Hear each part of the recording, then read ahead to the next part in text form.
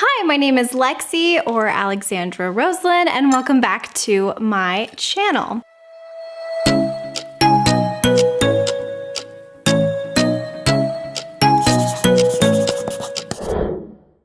I thought it would be fun to do the first date book tag.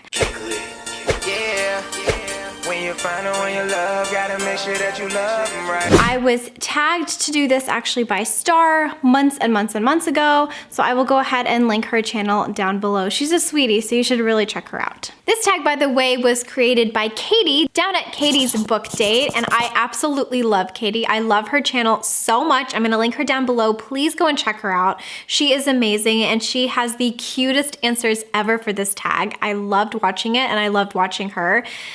Oh, well, that sounds weird. I absolutely love her, so please go check her out. All first dates, let's be real, all first dates suck. The whole time, you just keep thinking to yourself, when is it appropriate to make out? And when is it appropriate to ask if we can eat burritos? I don't know, maybe like Mexican food just makes me feel calm? No, it probably makes me feel spicy, that's why. Let's just go ahead and go straight into the tag. Question number 1, the awkward first date.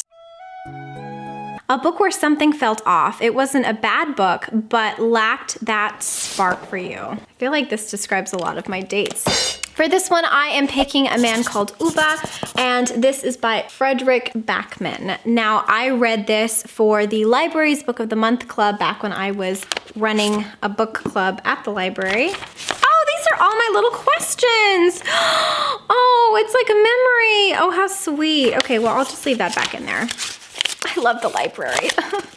This book is about a man called Uva, and basically he is a grumpy neighbor. You're sort of unpacking his life. You're figuring out why he is the way he is, why he's grumpy, why maybe he isn't super cheerful, what has happened to make him that way. Everybody who has read this loves this, which is why Melissa and I picked this book. And ironically enough, everyone in the book club loved it except for Melissa and I, which I think is just hilarious. There was just something off where I wasn't invested in him enough to care about why he was so grumpy. And I know a lot of people really got attached and sentimentally loved him, but he just wasn't for me. Question number 2, the cheap first date.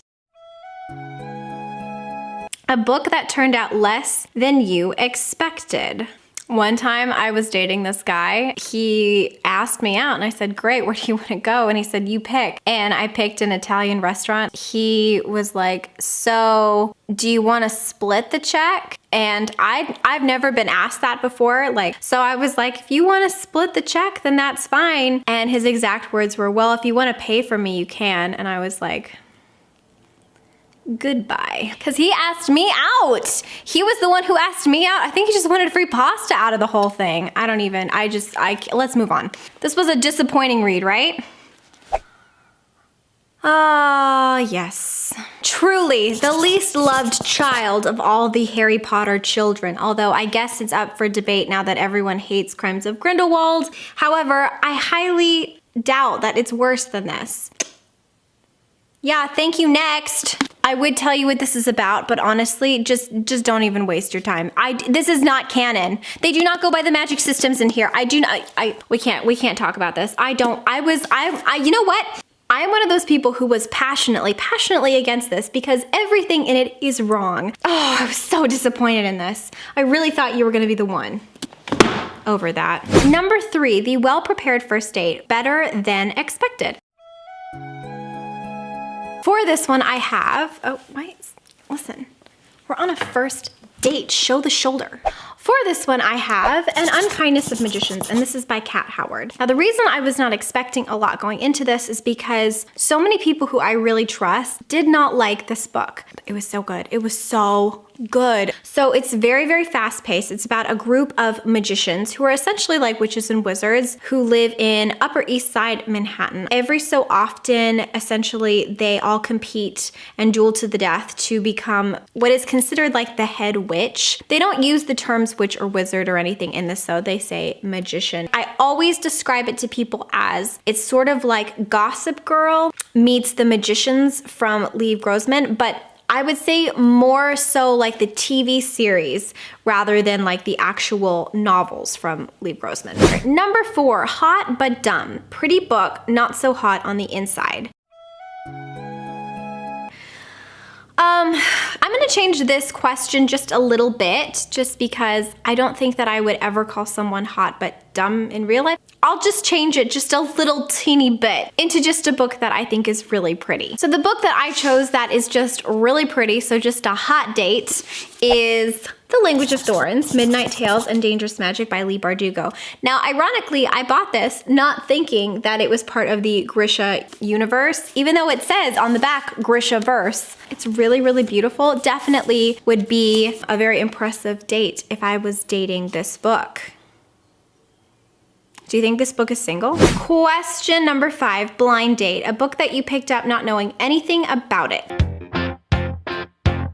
And for this one, I chose Girls Made of Snow and Glass, which I read, I believe, 2 years ago. And this is by Melissa Bashardust. I am probably really getting that wrong. But yeah, I didn't know anything about this. I actually read the back and I thought it sounded really, really cool. And then I flew through this. I think it only took me like a day, maybe 2. It's essentially a retelling of Snow White. Snow White is technically made out of snow and then parts of her mother. It's kind of weird. And then the queen does not have a heart. Her heart is made out of glass. So she's been told her whole life that she can't really feel emotion and that she can't really love. I really enjoyed this. There is a female-female relationship in this book. I thought that was really well done. I love that they incorporated that with fairy tales. Snow White is one of my favorite fairy tales of all time, actually. I recommend this one. Number 6, Speed Dating, a book that you read super fast. What I want, you got. Oh, I got the wrong book. So I got the wrong book. This is supposed to just be The Green Glass House. I accidentally picked up the sequel to this, but it's pretend that it just says The Green Glass House. I read The Green Glass House by Kate Milford. This is the sequel, which I picked up because I love the first book so much. And The Green Glass House is a middle grade. It's about a little boy named Milo who lives with his family who runs something called a smuggler's inn. Milo figures out, or he's trying to string together why all of these strangers showed up on the same night. So he's trying to uncover a little bit of a mystery. It's really cute, set around Christmas time. I think I read that particular book in like a day. I thought it was so well done, and Kate Milford has become one of my very favorite authors for middle grade. I would read anything that she wrote. The Rebound, a book you read too soon after a book hangover, and it kind of ruined the book for you. So for this one, I am choosing Spinning Silver by Naomi Novik. Now, my disclaimer here is that nothing ruined this book for me. This book was a solid, good book, but I think that I would have enjoyed it a little bit more if I had read it not after my favorite series. I love the Nevermore series by Jessica Townsend, and I had just finished reading Wondersmith when I picked this book up. And because Wondersmith is such a fast-paced, and it's just one of my favorite books of all time, even though this was so well written and so well done, it was just really hard for me to get into. This book, however, is really good, and I do recommend it to everybody. It's a retelling essentially of Rumpelstiltskin, except it is from a girl's perspective, and her name is Miriam, and she is the daughter of a moneylender. The moneylender, her father, is not a very good moneylender, and so she has to go out and take over the business and save her family. It parallels 2 other girls, and they all have a very interesting journey, and it's really good. I really highly recommend it. Question number 8, Overly Enthusiastic Date, a book that felt it was trying too hard.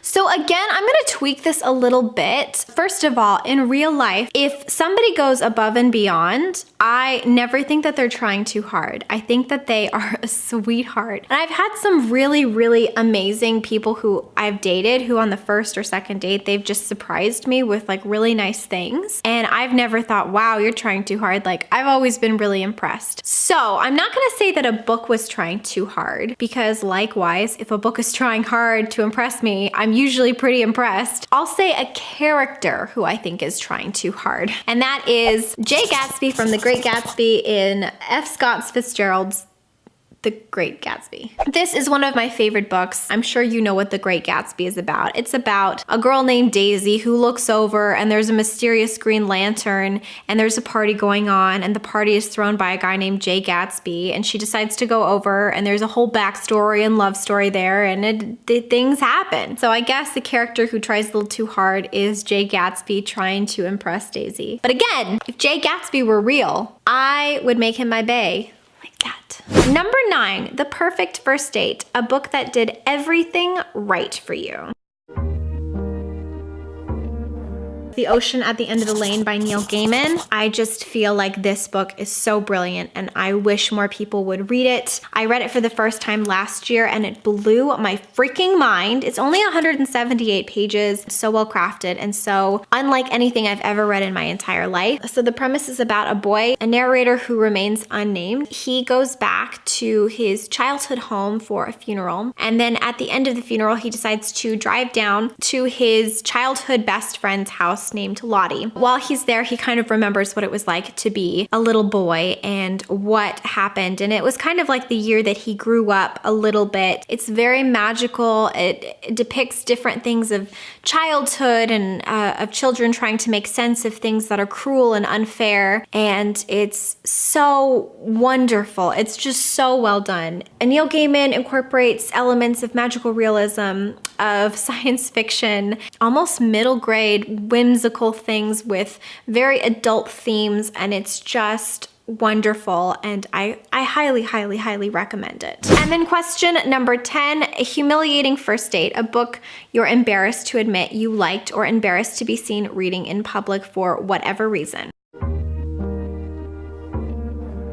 To be honest, I don't typically get embarrassed of reading books in person or in public or whatever, and I'm not ever embarrassed to be dating people. If I am dating you, then I like you enough to consider being in a relationship with you, so I'm not embarrassed to be on a date with you, and I'm not really embarrassed to read. Okay, you guys, that is it for my first date tag. Thank you so much again, Star, for tagging me. You are the best.